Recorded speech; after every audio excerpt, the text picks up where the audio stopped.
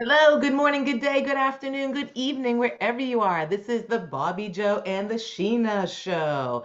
Two friends, two colleagues talking about mindfulness. We're mindset coaches, and we're just here to make the universe rise in their vibration, learning how we're stuck in the way that we're thinking, and that with our thoughts, we can change ourselves, change our reality, and in the course of it all, change the world and the way we look at things. I love it.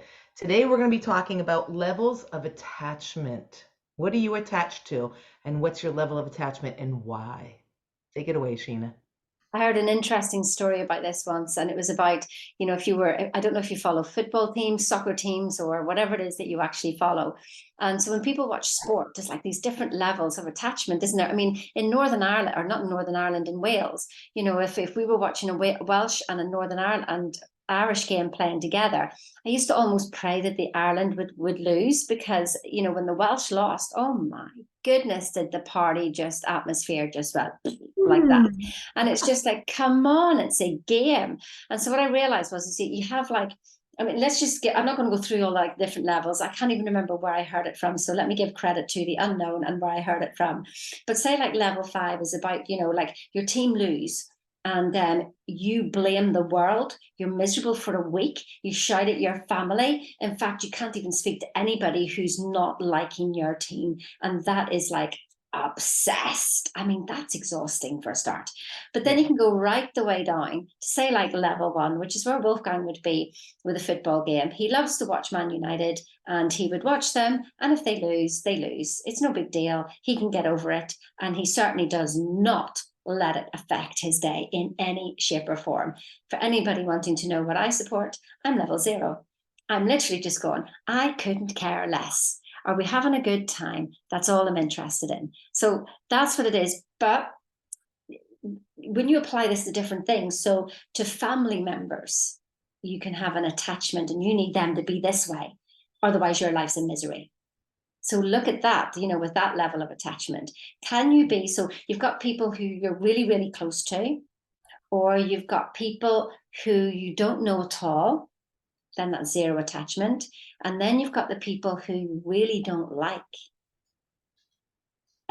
So just think of those 3 different groups of people and notice your level of attachment, that if they did something that you didn't like, what is Yeah. your reaction to that? Because it's nothing to do with them, it's to do with you being attached.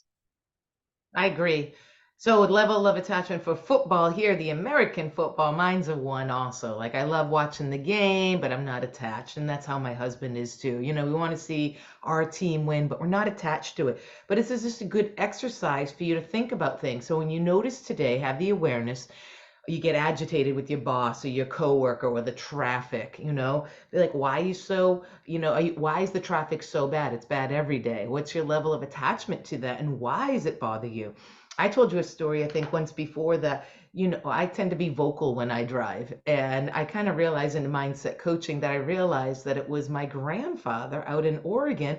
He used to be the driver when you went to the DMV to be able to get your driver's license. So he's a very critical driver. So then my mom's a very critical driver. So, people like, oh, why are they putting their brakes on when they should on the highway and no one's in front of them? Why are they in the passing lane? And so I find that I do this. So what's my level of attachment?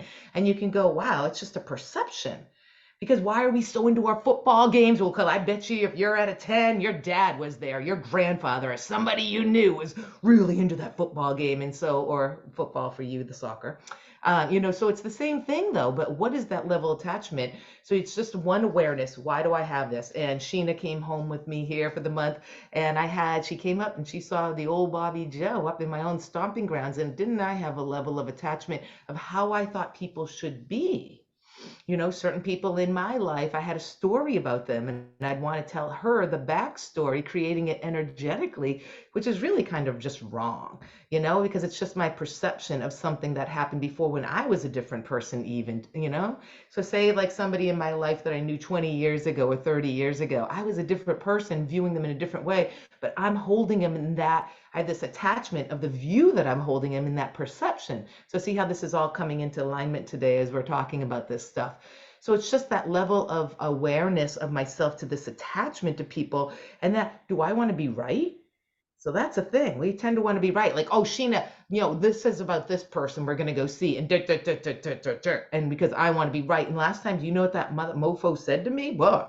So, isn't that so? Just start to see, like, did you just feel that from me too? That's like, ugh, that's icky stuff. That's not dropping into grace. That's not dropping into love. That's not dropping into peace, which you're not actually dropping in the vibration. Those are the words that bring you up in the vibration. If you're wondering what we're talking about, is that we're all energetic beings.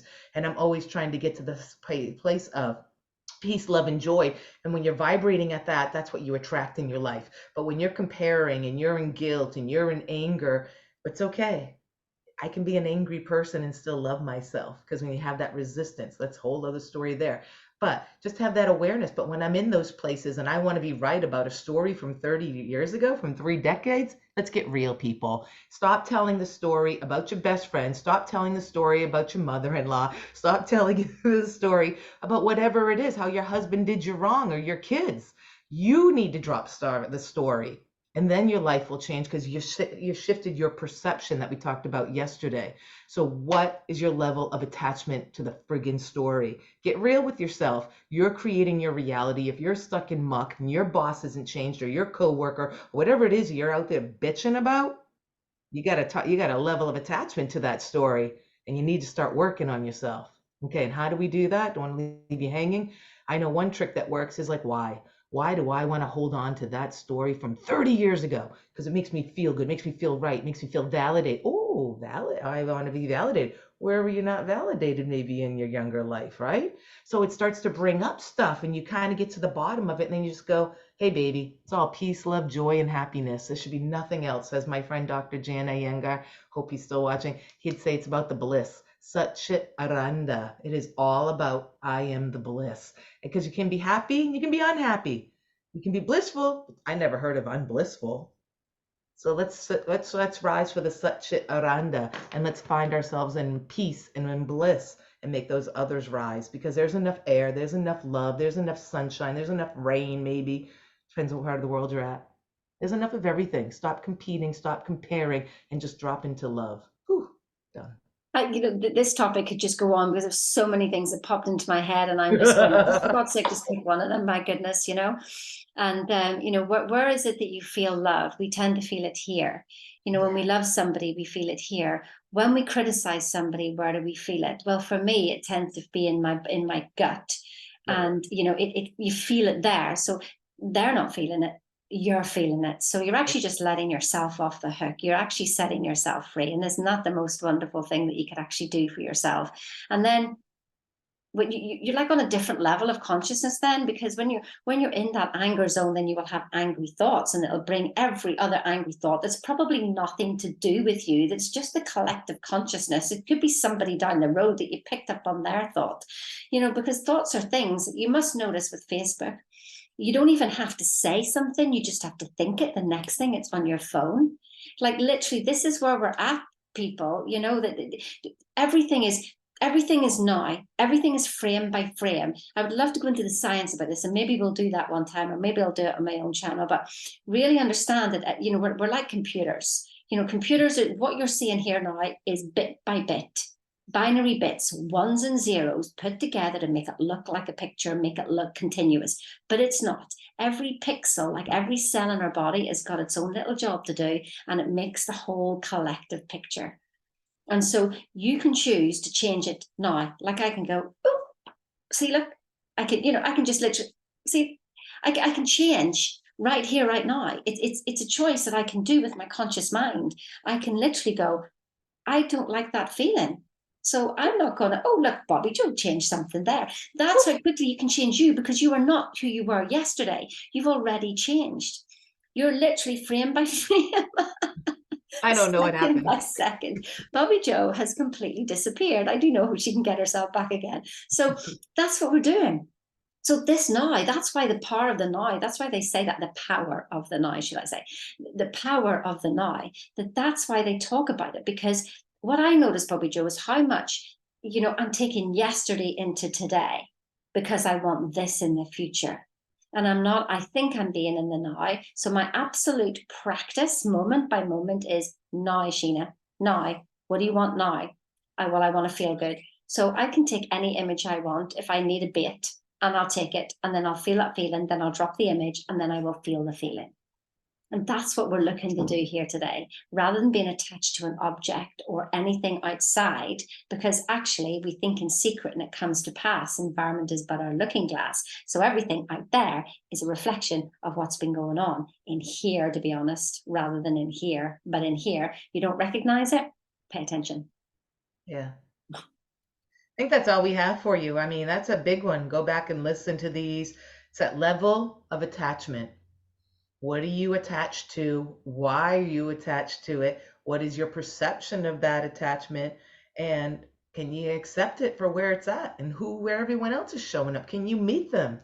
You like red, they like blue. You like chocolate ice cream, they like vanilla or mint chip. I mean, just allowance and acceptance. So that's about it. Levels of attachment. What's your story and why you attached to it? We'll see you soon. See you next time.